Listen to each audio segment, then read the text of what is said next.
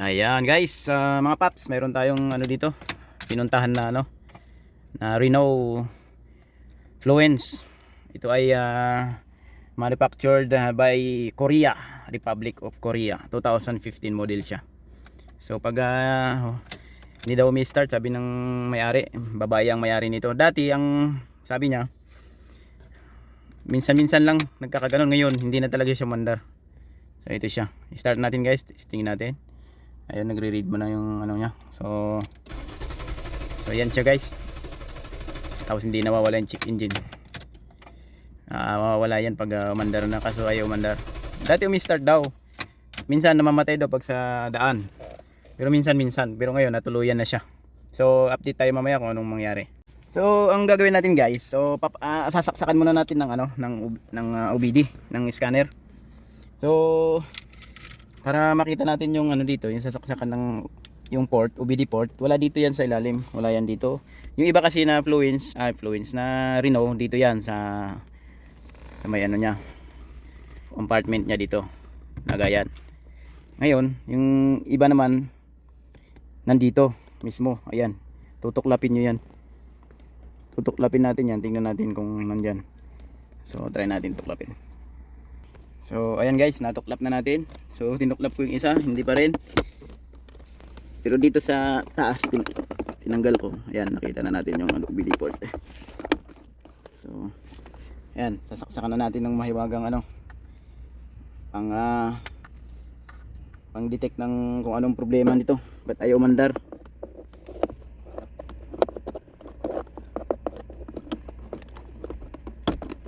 Ayan. Alam na dito lang sa ano yan. So may na-detect tayo. Ayan, sensor circuit bank 1, sensor 1. Tapos tingnan natin yung isa. Ano lang naman to sa tawag dito, catalyst, kasi nga may catalyst to kasi mga exhaust nito kaya tingnan na natin. Off. Then start natin.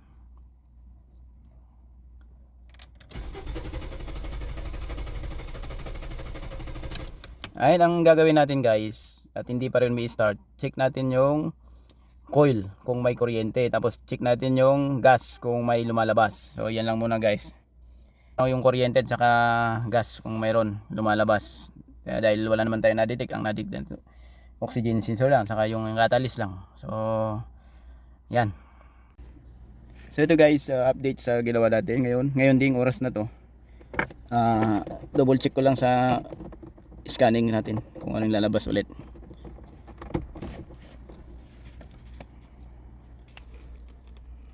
May possibility kasi na babalik to ma'am, yung hindi niya pag-start. Kaya dapat confirm natin kung ano talaga yung problema nito, kasi may start na siya ngayon.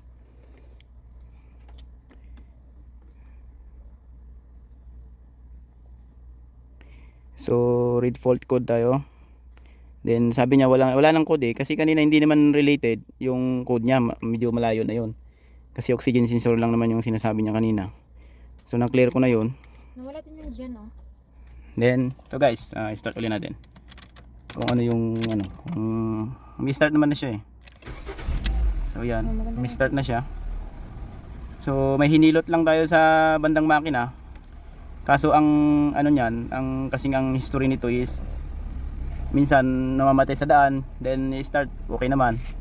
So yun lang, maaring ang nito sensor naandar tapos mamamatay, or pwede rin yung fuel pump.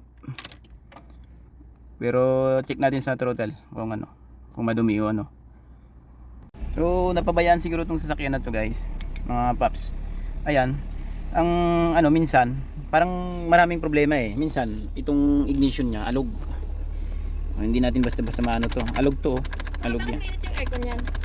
Check natin mamaya pag ko lang muna itong mga confirm ko lang kung ano yung mga dahilan nitong bakit siya namamatay. So ngayon paps, pag accelerate ko namamatay siya. So ang ginawa ko, tinanggal ko yung sa may intake papuntang throttle. Napakadumi ng throttle niya. Nung tinanggal ko yon, siguro may malakas na yung hangin. pumapasok. So may acceleration na siya. Check natin yung filter kung malikabok, pero yung throttle talaga yan napakadumi.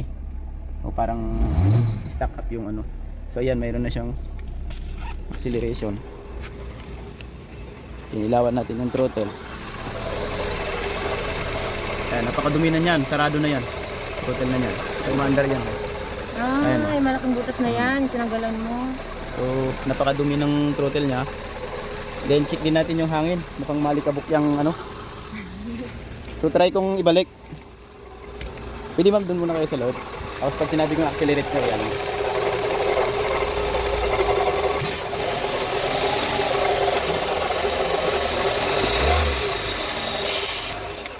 Sige ma'am.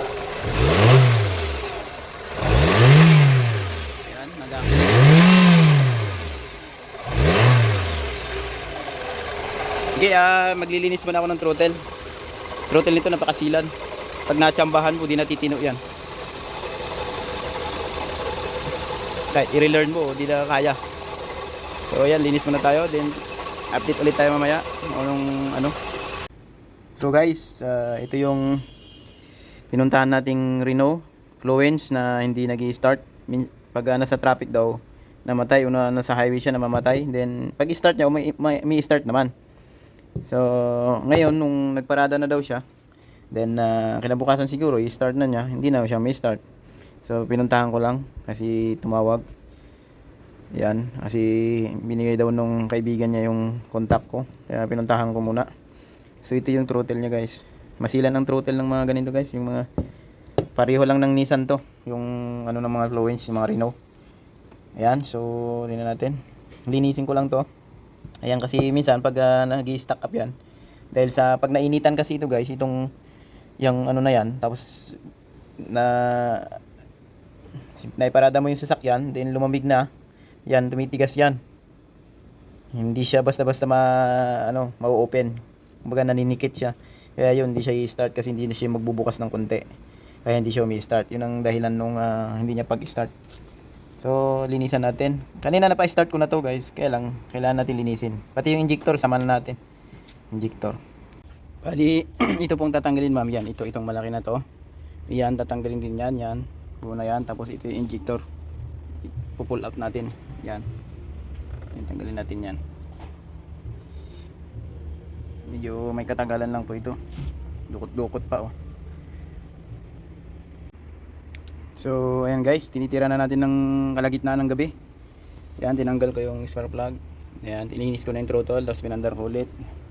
Then ngayon, yung injector ang tinanggal natin. Yan, injector. 8 po ang injector niyan guys. Ang Renault Influence, kaparehas lang ng Nissan yan na Sentra. So yan, tinanggal natin. Then cleaning natin yung injector. Tingnan natin yung injector guys kung gaano kadumi. So ito guys yung injector nya. Yan.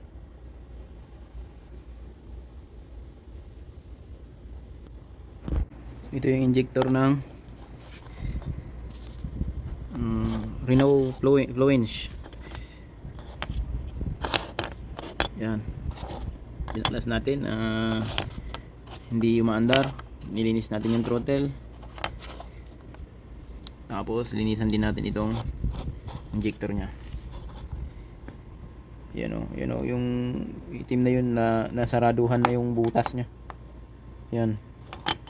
May portion na banda na ano siya, nasaraduhan, namamalag pati. Spark plug lang atang pinalitan nila eh. Yan, pag mga linis throttle, spark plug lang papalitan, hindi balance ang ano niyan.